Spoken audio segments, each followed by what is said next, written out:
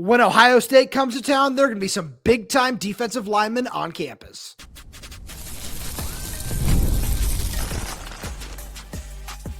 You are Locked On Huskies, your daily podcast on the Washington Huskies, part of the Locked On Podcast Network, your team every day. Welcome back into another edition of the Locked On Huskies podcast. I'm Roman Tomashoff. That's Lars Hanson. He writes with me over at Huskies Wire. Thanks for making this your first watch or first listen of the day, as we are part of the Locked On Podcast Network, your team every day. And today's episode is brought to you by FanDuel. Right now, new customers can bet just $5. And if your bet wins, you'll get $300 in bonus bets to use across the app. Download the app today.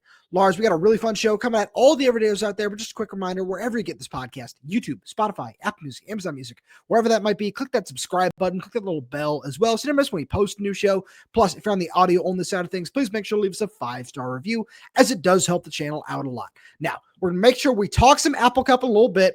We think Jedd Fisch might be out for some revenge after what happened in last year's game. Might want to run the score up a little bit. We'll dive into that later on. We also want to talk about the front seven. We talked about the pass rush a couple of days ago, but we need to talk about run defense in this game. But Lars, most importantly, you look to the future, especially speaking of the front seven, we're going to see some massive defensive linemen on campus next weekend against Ohio State. We've talked about 4-star defensive tackle Tevita Nonu, the number one player in the state of Washington, but now he's going to be joined by a pair of 4-stars from from California in the 2027 class, 4-star edge rusher Troy Bowens, and 4-star defensive tackle Elija Harmon. When you think about the Big Ten, you think about Ohio State, you think about defensive linemen. I think that really is where this is kind of centered around, and it's prime time, 12:30. So you're not dealing with a late kickoff, recruits dealing with, great, I got to wait all day, all this sorts of stuff. You are talking about, this is the marquee crescendo game, and it's an opportunity for Washington and honestly Jaxon Kaufusi to really set the tone for what is going to become of this program in the front seven, specifically along the defensive line. Elija Harmon is the guy that could go anywhere in the country. Troy Bowens could really go anywhere in the country. And I think the fact that these guys, Troy really does seem to like Washington, just with posting on social media, a few things like that. So if you had to give an early one or the other, I would pick Troy. But in terms of guys that would end up at Washington, which one would be more likely? But I think either way, getting these guys on campus for a game at Washington against Ohio State, it's going to be the Oregon game, but so much more. And when I say the Oregon game, you and I both know what we're talking about. But that 23 game where it was everything and then some, where that atmosphere, the recruits on campus, and the guys we've talked to since then, where they all point back to that was the game that set the tone for what is Washington now. That's going to be the Ohio State game. And I think getting these guys on campus right now, early on in the season, that's massive. Yeah, I absolutely agree. So I want to start with Elija Harmon here. I like that that's where you went, because we've talked a lot about Tevita Nonu, and it's no slight to him. We know where he sits on Washington's board, and the everydayers know. We've discussed that a lot. Elija Harmon is someone we've mentioned several times, but as you said, he's got offers all over the country. Ohio State is in the mix for him. Florida, Miami, whatever school you want to say has probably extended an offer to Elija Harmon. And this is something that you and I have talked about a couple of times now on the show as we look ahead to the 2027 class. And it's hard to talk about, because it really is just such an amazing crop of recruits out west, which is just also a little weird when you think about how these last couple classes have gone in terms of 2024, 2025, and even 2026 to an extent. And that's no slight on, the guys Washington has recruited or anything like that. But when you look at the overall talent crop out west, there was not an Elija Harmon in any of these classes. Just a big space-eating defensive tackle who at 6'3", 285 pounds also is just a really good athlete and has the ability to wreck the game from the interior. We haven't seen a whole lot of guys that can do that at this point in time. So good on Washington for finding a way to get in on him as early as possible. Again, still considering all the other offers that he has from around the country, this is a prime player that you need to have in this class. And it's not just him. It's adding in a Troy Bowens. It's adding in a Tevita Nonu and some of these other guys who, Montana Toilolo is another name that I want to mention. And that same light is someone who this coaching staff seems to be really interested in. But there are so many other talented prospects out west along the defensive line. And for years and years and years, we've seen the Alabamas, the Georgias, Ohio States, Michigan, especially Michigan. If you want to talk about a guy like Mason Graham, who's a 4-star at Servite High School, where, we know what kind of talent has come out of there in recent years, as Jedd Fisch knows full well. keeping those guys on the West Coast, especially now that you're in the Big Ten, is absolutely critical for future success. As you were making all those great points, it made me think back to the Rose Bowl against Ohio State, where there were so many Southern California recruits that were considering Ohio State at that point. And that was sort of the beginning of Ohio State and the other schools you mentioned coming out West and starting to own West Coast recruiting because the Pac-12 was so limited in their brand and their reach. And USC wasn't USC. UCLA, well, I guess, what is UCLA? Hold on there. But beside the point, but again, these Southern California schools did not have a presence. Oregon and Washington were vying for some. But honestly, neither one really could stake a claim and say, hey, we own California or we own any part of California. Sure. And I think that was a problem. And this is where you correct that wrong. And Jedd Fisch, by the way, to his credit, has built one heck of a personnel department. You could say a professional personnel department. No pun intended there, but I absolutely pun intended. And I think this is kind of the mark of that, where whether or not you get these guys, you're probably not getting both. You're probably getting one or two of the three, but two of the three between Tevita Nonu, Elija Harmon, and Troy Bowens. If you get 2 out of 3 and you're in the finals for 3 out of 3, I think that's a fair bar to set, because it's I think it's unrealistic to say Washington should expect to get all 3, but they should absolutely be in the mix. And then when it comes to getting in the mix, it's not just NIL, the resources, as we love to say. It's that product on the field, the environment.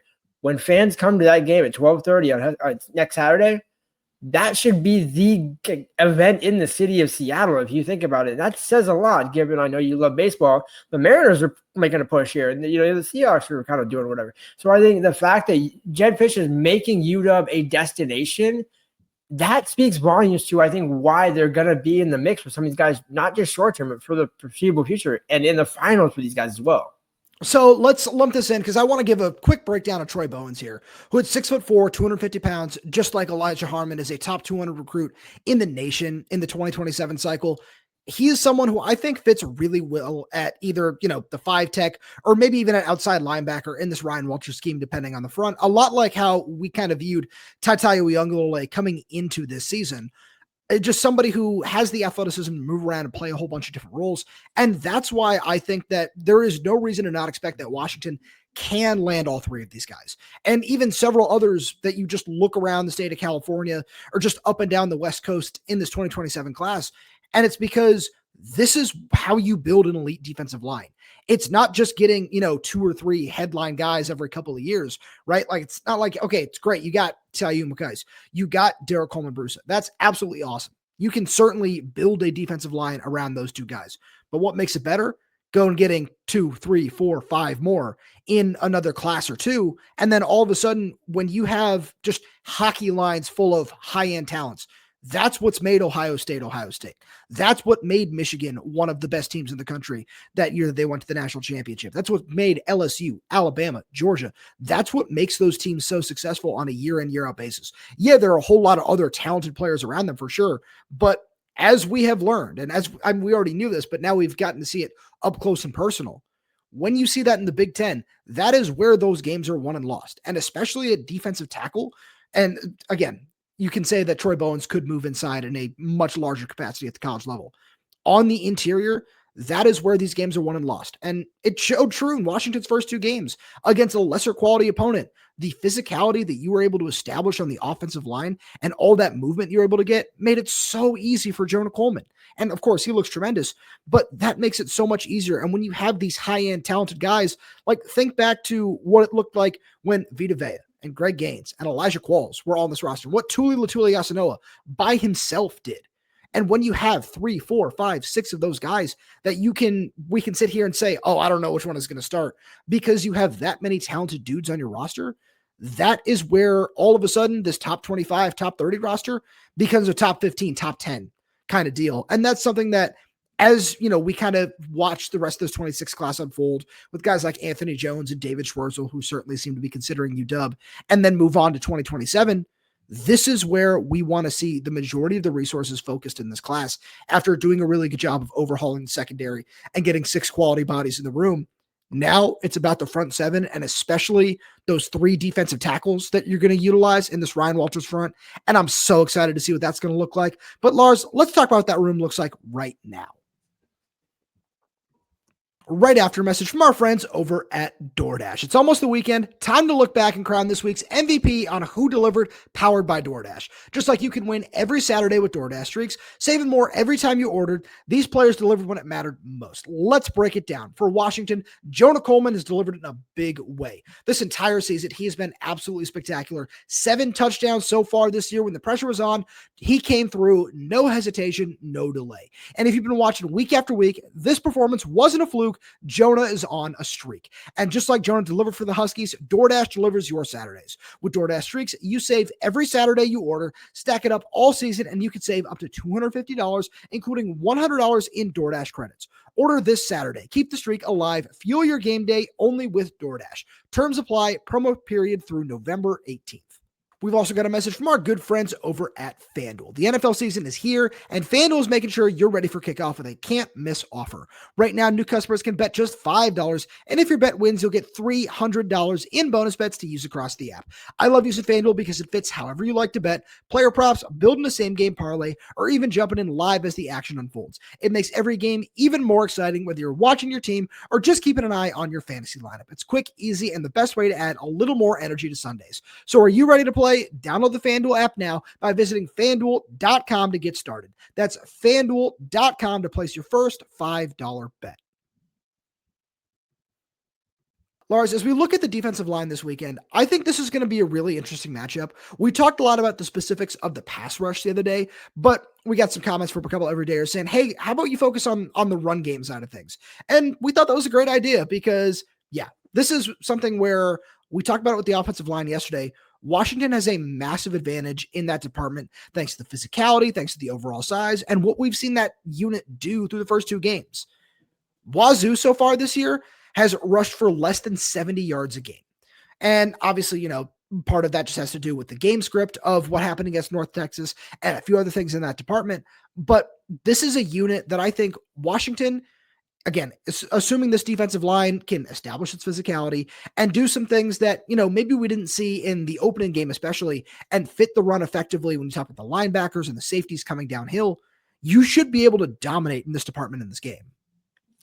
Yeah, I was going to say the intriguing part of that is, well, which is worse, Wazoo's quarterback situation or running back situation? More so, I think, quarterback, but the running backs, it doesn't get better when you look at their production, and it's kind of what we talk about with Washington, where Jonah runs for 200 plus combined against UC Davis and Colorado State. We say, well, who? It's Colorado State and UC Davis. Sure. North Texas, and I don't even know who was. I forgot. It wasn't. It was Idaho, actually. Yeah. Oh, yeah. Yeah, that's right. And again, how can I forget? It was one of those situations where you look at it and think, yeah, they're not. There's no reason why this game should be even close in the second half because Washington has the talent to assert its will up front. But again, we've seen this before. We've had this discussion, maybe not to this degree, but we've had this discussion where Washington has the talent advantage, but for some reason, some way, the game is close at midway through the third quarter, start of the fourth quarter, call it that. There's just no reason to be that, where you have enough bodies, whether it's Ty inside, Doherty outside, Jacob Lane inside or outside, Buddha, Alukta, like that's, again, the guy maybe where he plays the most impact in the run game, where a guy forcing missed tackles, keeping that between 1, 2, 3 yard carries.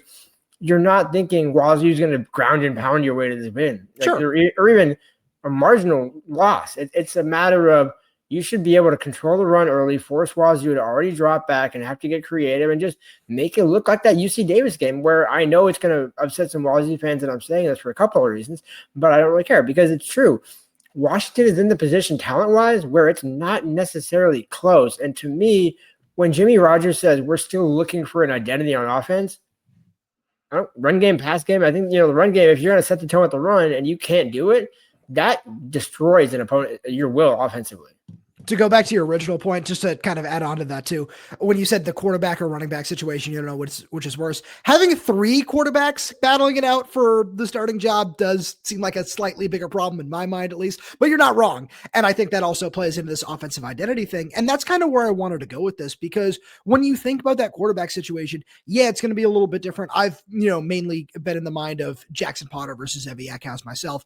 And with Zevi being a little bit more of the dual threat guy, I'm curious to see if that's who Jimmy Rogers wants to roll with this week, to just see what that might look like against Washington's defensive line, because we saw Caden Pinnock try and fail, rightfully so, against this Washington defensive line to try to take advantage with his speed off the edge. But this defensive line did a really great job collapsing the pocket, which is why we wanted to talk about that the other day. And then one thing that I try to hold on to in this is, outside of the first quarter against Colorado State, this run defense really hasn't been that big of a concern in my mind, because Colorado State rushed for 71 yards in the first quarter of that game. That was bad. I know, hard-hitting analysis, very, very bad. But outside of that, where, as Ryan Walters emphasized again during his press conference on Tuesday, that a lot of the stuff that Washington was struggling with was stuff that Colorado State didn't show on film last season and installed prior to this year. That's something where, as the game went on and the adjustments were made, the talent gap between Washington and Colorado State showed up, and they averaged, I believe it was 1.4 yards a carry in the final 3 quarters of that game. And that's something where I'm not saying that that's what I expect this to look like, but when you look at, again, as you said, the talent gap between these two teams and the size and physicality that Washington's defensive line provides after being just so shorthanded last season, I think this is something where, especially now getting Deshaun Lynch back, getting Logan Sagapolu back, having those two guys back in the mix as well, is going to just give you an even further opportunity to rotate and keep guys fresh and make sure that you can just create havoc against the run game as well. And within that, because you're not wrong, I think it's also, you touched on it, the quality of the offensive line that you're going against. You're not facing an offensive line that is world beaters or even half world beaters. You're looking at a thing, kind of pretty good center, some decent potential pieces, but that nobody really scares you in terms of, wow, that matchup. Like, right now, I can't think of a matchup. Could you give me a matchup between player X on Wazoo's offensive line versus UW's defensive line? That's not a shot. Are you saying just in terms of that you would take the Wazoo advantage? Yeah. Not necessarily at this point in time. And that's, I think, the point that we're kind of trying to hammer home here is there's talent on that team. We're not saying this is, a JUCO high school team here, or a JUCO or high school team here. But at the same level, you look at Ryan Walters, his experience and Jimmy Rogers' experience. When establishing the run, Jimmy's, he's a former linebacker at heart. So he knows kind of the rough and tough element of the run game in that respect. But Ryan Walters knows physicality better than most people, especially in this matchup. And I think that's what matters most in this, where Ontario Thompson is a guy that I fully expect to eat in this game, crazy phrasing on that, but a guy that should really dominate in this game because, you look at his size and his ability, his experience, all of that combined to say there is no reason why, even on the road, and I know this is kind of the crux of it, where usually defense travels, but last year defense did not travel for whatever reason, shape, or form. There's a lot that goes into it. But I think Ryan Walters, knowing, his scheme and what we've seen from him in the first couple of weeks and what we saw in fall camp, I'm not concerned at all that this defensive line and this front seven will be able to impose its will against Wazoo. I'm just curious, what is it going to take for Wazoo to try and crack that? Because you have to imagine they're going to try and get creative. So what is Ryan Walters' counter to the counter? Because I have a weird feeling that there's going to be a couple of right hooks that Wazoo is able to land like Colorado State did in that first quarter, where you're able to break off a couple. How do you prevent that from, snowballing on the road? I think that's going to be the key here for me.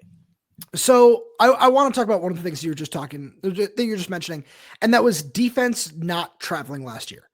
It starts up front, and that's exactly what it was. When you go back and you look at any of those road games last year, including, the neutral field game against Wazoo in the Apple Cup, it was neutral field. It was the fact that the defensive line and the run game was not there in the same light. It was, you didn't have the ability to defend the run. You look at it at Iowa against Caleb Johnson. You look at it at Rutgers against Kyle Monungai, at Indiana. at Penn State, at Oregon. You weren't able to defend the run in any of those games. And I think this to, just kind of put a bow on this and just kind of tie it in with what we're talking about with the recruiting stuff as well. That was one of the biggest reasons. Both sides of the trenches were just not up to par last year, but especially along the defensive line. And that really showed after Javon Parker got hurt. So if you're able to continue acquiring talent at a very high end level, plus you're putting guys out there, especially right now where you can run these big time rotations where it's 6, 7, 8, 9 guys that are all giving you something. It doesn't have to be major, but they're all giving you something along the defensive line. That's a recipe for some level of success. And I think that that's something that, again, could show up in this game because of the talent gap, but it could also show up just because this is what Washington has been building for ahead of their second season in the Big Ten. And you can just assert yourself. And, again, it also ties into one of the bigger themes of the show this week is Jedd Fisch getting his first road win, because that's how you're going to do it. If you're not able to let them just control the time of possession and shorten the game by just getting 3-4 yards of play and just walking you down 13, 14, 15 plays, which I feel like happened in this game several different times last season, that's something that can just ultimately swing the game in your favor. And Lars leads into what we want to talk about. If Jedd Fisch is going to want to run up the score a little bit. And we'll get to that right after a message from our friends over at Mazda. Mazda crafts cars for those who do more than simply move. Mazda delivers confidence with every ride with more IIHS Top Safety Pick Plus awards than anyone else as of August 2025. From footwork to breathwork, athletes sweat all the details. Mazda brings the same intention to how we craft every model. You can feel Japanese craftsmanship in every detail, from the metallic accents to available Napa leather upholstery. You can make everyday drives feel like anything but, from smooth handling to intuitive controls. Like our players, we sweat every detail. Because when you make every move count, impossible becomes irrelevant. Mazda, move and be moved. Lars, we've gotten a couple of questions about, things like the speed option and if Jedd Fisch might want to run one of those in this game. Wouldn't be surprised if that happened, but I think this is one thing, and we kind of saw this against UC Davis a few weeks ago, and Jedd Fisch was asked about it after the game. He was asked if he knew what the modern touchdown record was at Washington in a single game, and because Jonah Coleman obviously tied that with 5 rushing scores, and he said, yes, I was very aware of that. I feel like that's something that you can take into this week, especially considering how last year went, considering how some of the players have been talking about just the hurt around this game and just everything else that played into how last year went with, everything that was going on between the fans in terms of the Big Ten move and everything Wazoo fans were chanting about that. I feel like Washington has a great opportunity to return the favor in this game. So I'm going to give you 2 game examples to why I completely agree with you. The 2 biggest score differences that Jedd Fisch has had in his head coaching tenure are both on the road, first of all, ironically. One is against Arizona State. You're excluding last week against UC Davis, right? Yeah. We're talking. Let's just pull it back here for a second. Good point. Good clarification here. But 2 games. And this time at Arizona is what I'm looking at right now. Arizona State and Washington State. Yep. 59-23. Against Arizona State in the final game in 2023 in the regular season. That's a rivalry game. I don't know what the Territorial Cup is what they call it down there, if I'm not mistaken. That was Jedd sending a message. But the bigger message and the message that matters this weekend was when they played 19th, then number 19 ranked Wazoo, 44-6. So you're talking 38 and 36 points between those 2 games right there. Yeah, Jedd's going to run the score up. He won't call it running the score up. He will call it asserting their will, asserting their dominance, showing how big of a program they are in terms of the Big Ten and things like that, where you're talking about, that was a terrible point. But when you look at it from I could just hear Jedd saying that his post-game press conference. That was 100% say that. Exactly. That was kind of, we know Jedd well enough at this point. But this all due respect to Jedd, because why not? Like, there's no reason to baby this matchup where there's nothing really between Jimmy Rogers and Jedd Fisch. Like, there's no animosity there. Yeah. I know some people had mentioned on social media, wow, this is pretty bland, no praise, no criticism. It's like, it's kind of just a basic game for Jedd at this point. And that's not going to be the case a week and a half from now, against Ohio State, where Jedd's going to, it's a big matchup. We got a lot on our hands here. This isn't that type of game, and I think that's why if this score, to be a teaser for the Friday show here, happens to be, call it 52-7, 52-6, don't count me as surprised. So I want to dive into that a little bit because this is just one of those things where, especially heading into Big Ten play and heading into year 2 right now, because I want to tie this in with what you were saying about just us knowing how Jedd thinks at this point in time. And Jedd very clearly watches a lot of football, loves it. And I love that about him. I think that's a really great trait. The fact that he does rattle off all these stats with us and, oh, hey, well, it's this, it's that. Right now, Washington is number 3 in the nation in rushing offense at 303.5 yards per game. They're tied for 3rd in the nation in scoring offense at 54 points per game. And they're number 7 in the nation in total offense at 568.5 yards per game. Very large numbers. And I'm not saying that that's what's going to be replicated this weekend, but isn't there a world that, especially again, as we've kind of highlighted throughout this week, as the everydayers know, with the talent gap between these two teams, isn't there like a very realistic world where all of a sudden, heading into this matchup against Ohio State, Jedd is saying, well, hey, you can't count us out because look we're scoring at this level and our offensive line is executed like this. And we're rushing for, a top 10 metric in the nation in terms of yards per game. I feel like that's all very possible. And heading into the Big Ten opener with that kind of momentum is great. And obviously you would have the biggest test in the nation with the number 1 team. But I feel like that's something that all just seems very possible for Jedd to continue doing what he does best. And again, tying this in with what we were talking about earlier, is selling the program. It really is, but it's also, in a way, the reason why we can sell this point to kind of carry on your theme there is the fact that this game is happening in September. I think if this game is still happening in November, that was always where you never know, this guy's out, that guy's out, that type of situation where DeMond's beat up. And there's a chance where outside looking in, you look at the 23 Apple Cup, that game really should never have been close, but sure, rivalry games be what they are. This is why I think we will truly see the example of what the Apple Cup in September will look like, because of that element where you talk about DeMond hitting his stride, Jonah hitting his stride, Adam Muhammad. I could see 200-yard games, Jonah and Adam, and then you maybe throw in DeMond as a third. Like, imagine that 3-headed monster and Jedd selling that for an entire week against Ryan Day. Like, guaranteed. I think, and here's the other side of this equation. What is the counter? What is preventing Washington from doing this? On the Wazoo side, there's really nothing you can offer. So this is, as you're saying all that, I was sitting here just kind of thinking about it and saying, I don't want us, as podcasters, as journalists, as writers, is what we're doing, just sitting here and sounding like, oh, there is 0 chance that Washington finds a way to lose this game. I was just thinking about, but then as you just kind of point that out, there is just such a massive talent gap here, which is great because that's what Jedd wants. You need to be able to, and this is something I was talking about on our Big Ten squad show last week, is in these non-conference games, in these games against lesser quality opponents. And I mean that not just, to run down Wazoo, but it's a Colorado State thing. It's a UC Davis thing. In these non-conference games last year, and again, Wazoo was a far more talented team last year compared to this year. You need to be able to put those games away if you want to be in the upper echelon of the Big Ten. And last year, you couldn't say that Washington was. And a lot of that was because of the talent on its own roster. That is not the case anymore. Where, I know if you go and you look at these various like Big Ten power rankers or whatever, they're sitting somewhere between 8 and 10 in most rankings. I don't think even a blowout win over Wazoo would change that. But as you look at, again, what this team can be, and if you're looking at, let's say, hypothetically, they lose the Ohio State game, but then win the next 3 leading up to Illinois, whatever that is.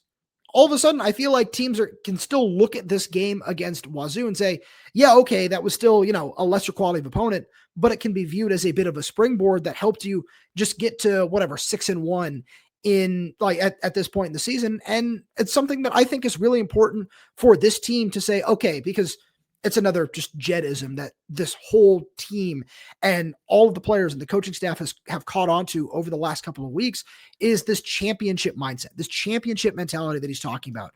Is one thing he said on Monday was, you get 3 opportunities to play for a trophy every year. One of them is your bowl game, assuming you get there. One of them is out of your control and it's a conference championship, assuming you get there. And for Washington, that third game is this one, because there is a trophy involved and the governor presents it and everything, as Jedd said.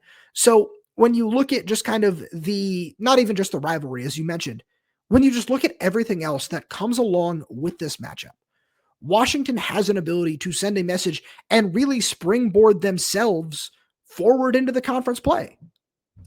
Yeah, I was gonna, because as you were saying that, and it was funny because I almost was starting to laugh just because I could absolutely, as we're talking about Jedd here, see him saying, "Hey, look, we won our first championship of the season. Now this is going to be our championship mindset the rest of the season to hold up this standard of play."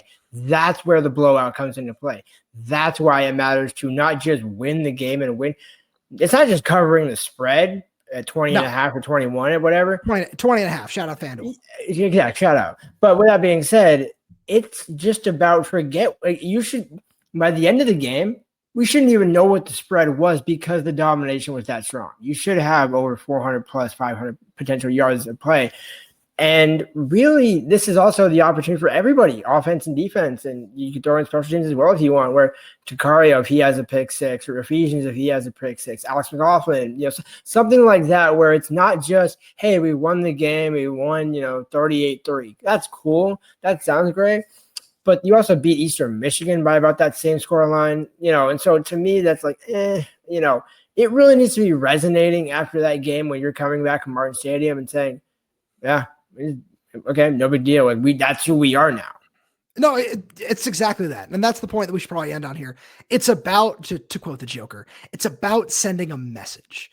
And it just feels like, especially when I go back and listen to what Zach Durfee was saying about this on Tuesday, that's what these guys are holding on to, even though it's something that has been, just written about by several of our phenomenal coworkers, is this matchup feels a little different, not just because of the difference in conference now, but because it's just not as much of a homegrown matchup as it once was. But there's still a trophy at play. There's still bragging rights at play. This is still a state where UW and Wazoo fans hate each other for one reason or another. We all know why. But it's one of those things where this, again, can just be such a nice springboard into Big Ten play and just into what could be a really fun just conference year for Washington after a disappointing one last year. But Lars, as always, thank you so much for being here. Thank you everybody for tuning in. We really do appreciate your support. We got so much more fun stuff coming for you throughout the season. So please make sure you subscribe wherever you get your podcast. Whether that's YouTube, Spotify, Apple Music, Amazon Music, we're there. We're everywhere. We're updating the channel with new content every single day. So please make sure you click that like button, click that little bell, so you never miss when we post new show. If you have any questions, comments, concerns, drop them right down below in the comment section. And if you're audio only, please leave us a 5-star review, as it does help the show out a lot. Thank you so much for tuning in, and we'll talk to you on Friday.